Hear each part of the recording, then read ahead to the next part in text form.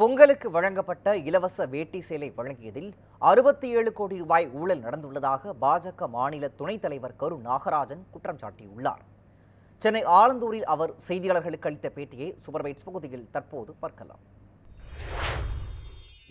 ஒவ்வொரு பொங்கலுக்கும் இலவச வேட்டி சேலை கொடுப்பது தமிழக அரசின் தொடர்ந்து செய்து வருகிற பணி. இந்த வேட்டி சேலை கொடுப்பதில் இதற்கு ஆர்டர் போடும் பொழுது அந்த வேஷ்டி எப்படி நெய்யப்பட வேண்டும், அதிலே பாவு நூல் என்று சொல்லக்கூடிய பாவு நூல், அதாவது நீலவாக்கில வரக்கூடிய நூல் எல்லாமே காட்டன் இருக்க வேண்டும் 100%.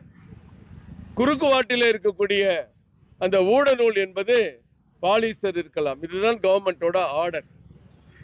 இந்த பாவு நூல் முழுக்க முழுக்க காட்டன் 100% பயன்படுத்த வேண்டும் என்று சொன்னால் கவர்மெண்டோட உத்தரவுப்படி 1 கிலோ 320 ரூபாய்க்கு அந்த காட்டன் நூல் சப்ளை செய்யப்பட வேண்டும்.